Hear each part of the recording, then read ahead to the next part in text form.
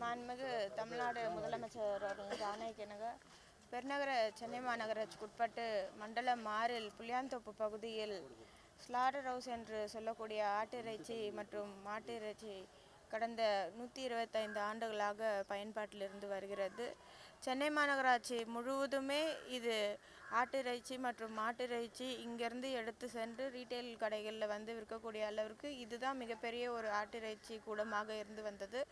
அதன் அடிப்படையில் மாண்புமிகு முதலமைச்சர் அவர்கள் ஆணைக்கிணங்க பெருநகர சென்னை மாநகராட்சியும் பெருநகர சென்னை வளர்ச்சி குழுமமும் இணைந்து இந்த ஸ்லாட்டர் ஹவுஸ் பணியினை துவங்கி வைத்திருக்கிறோம். இங்கு ஏற்கனவே இருந்த ஆட்டிறைச்சி மற்றும் மாட்டிறைச்சி கடைகள் மீண்டும் புதுப்பிக்கப்பட்டு அவர்களின் பயன்பாட்டிற்கே திறந்து வைக்க இருக்கிறது. இதற்கு மொத்தமாக 55 கோடி மதிப்பீடு சிஎம்டி துறை சார்பாக வழங்கப்பட்டு இந்த பணிகள் நடைபெற்று வருகிறது.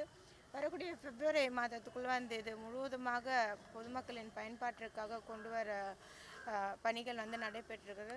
இப்பொழுது இருக்கக்கூடிய அதிநவீன டெக்னாலஜி மூலியமாக என்னென்ன முறைகள் எல்லாம் இதில் கையாளலான்ற வகையில் இது இடிபி பிளான்ட்டோடு கொண்டு முறையில் இந்த இங்கே வரக்கூடிய இந்த ஆட்டிறைச்சி மாட்டிறைச்சிலேருந்து வரக்கூடிய இந்த பிளட் எல்லாமே இதற்கு முன்பதாக இந்த பகுதியில் வசிக்கக்கூடிய மக்களுக்கு அதுலேருந்து வரக்கூடிய துர்நாற்றங்கள்னால பல்வேறு ஹெல்த் இஷ்யூஸ் வந்தது. அது எல்லாமே இங்கே ட்ரீட்மெண்ட் பிளான் மூலயமா சுத்திகரிக்கப்பட்டு நம்மளுடைய மழைநீர் வடிகாலிலேயே வெளியேற்றும் வகைகளில் இத்திட்டம் செயல்படுத்த இருக்கிறது. அதற்கான பணிகள் முற்றிலுமாக நடைபெற்று வருகிறது. அதை இன்றைக்கு மாண்புமிகு இந்து சமய அறநிலையத்துறை அமைச்சர் அவர்களும் சட்டமன்ற உறுப்பினர் தாயகம் கவி அவர்களும் தொடர்ந்து மத்திய சென்னைக்குட்பட்ட பகுதியில் ஆய்வு மேற்கொண்டு வரும் வட்டார துணை ஆணையர் அவர்களும் ஒருங்கிணைந்து மண்டல குழு தலைவர் அனைவரும் ஒருங்கிணைந்து இந்த ஆய்வினை மேற்கொண்டிருக்கிறோம். இங்கே ஒட்டுமொத்த சில்லறை ஆட்டிறைச்சி விற்பனையாளர்கள் அவங்க சார்பில் கடை ஒதுக்கணும் அப்படின்னு சொல்லி எங்ககிட்ட மனு கொடுத்துருந்தாங்க.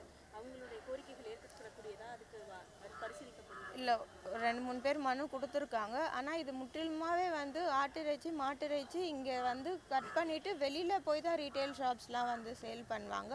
இங்கே விற்பனைக்கான இடம் இது கிடையாது. இப்போ சென்னையில் இங்கே புளியாந்தோப்பு ஒரு பகுதியில் இருக்குது. அதே போல் சைதாப்பேட்டில் ஒரு பகுதியில் இருக்குது. சைதாப்பேட் பகுதியிலையும் பூஜை போட்டு பணிகள் மேற்கொள்ள மாநகராட்சி சார்பாக துவங்கப்பட்டிருக்கிறது. இந்த பகுதிகளில் முற்றிலுமாக ஆடுகளை வெட்டி வெளியில் எடுத்துகிட்டு போய் சேல் பண்ணுறதுக்கு தான் இருக்கிறது.